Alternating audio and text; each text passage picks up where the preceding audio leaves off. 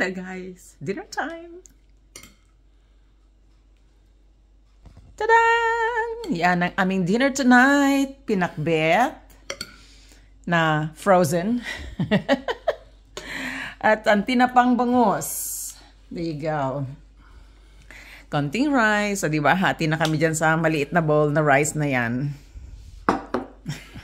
Yan lang ang kanya. Nako, mukhang mapaparami na naman ang aking kain itong rice. Anyway, let's see. So,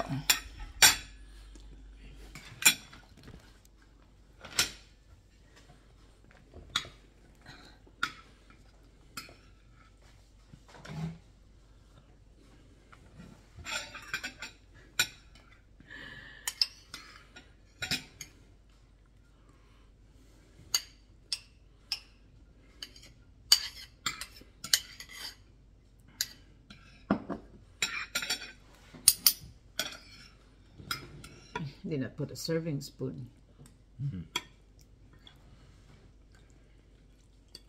Eat heaps of veggies, honey. This is only for 2 of us. Naggisa ako nito. Kailan ba yun?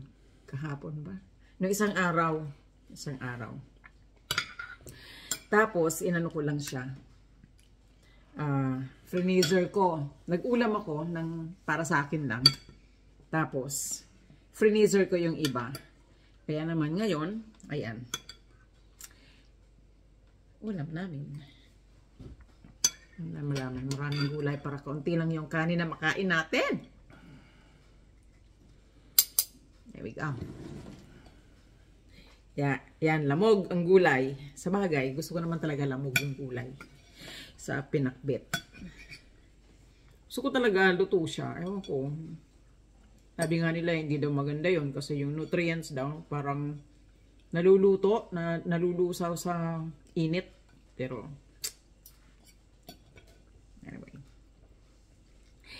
anyway. Yan, bangus.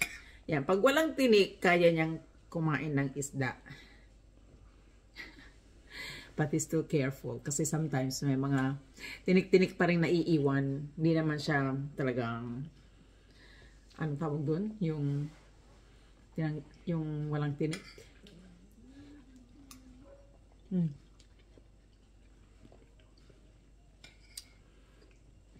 Debong, ayun.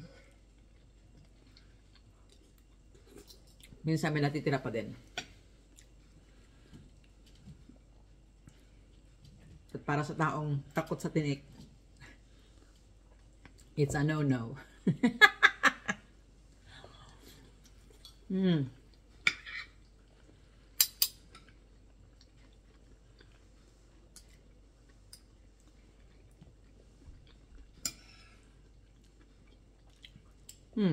Up.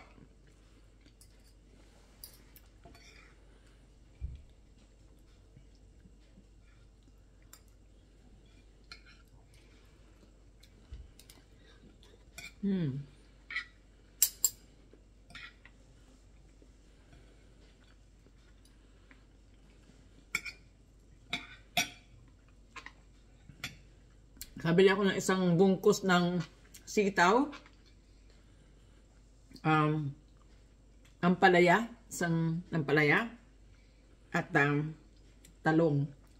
Pero niluto ko lahat kasi ayokong abutan sila ng pagkabulok sa ref. Most of the time, nabubulokan ako ng gulay. Kasi naman, itong isa, puro na lamang siyang steak. Kaya,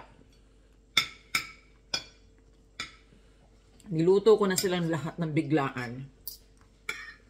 Naman, nga lang, pag-ano ako nito, puro na lang ganitong gulay ang aking makakain. Pwede ko sanang ilagay sa gata, di ba?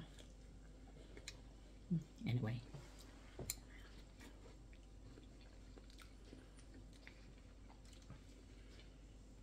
Balak ko pa naman sana maggagata ako ng kalabasa. Nalagyan ko ng okra at saka ng sitaw. Wala, ubos na yung sitaw dito.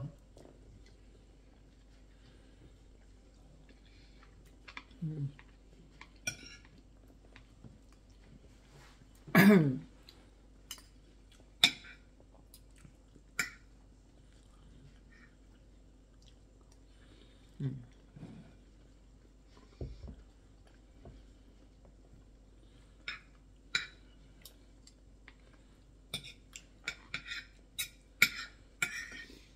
guys, ano man ang ulam nyo? Ano, pwede nyo bang i-share yung ulam nyo ngayong gabi? Comment down below.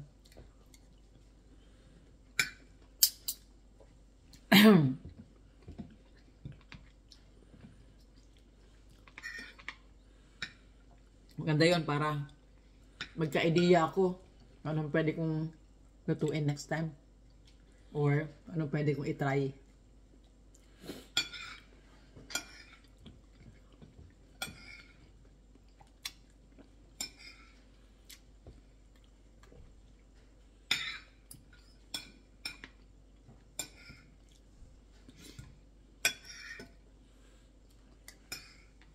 Sarap.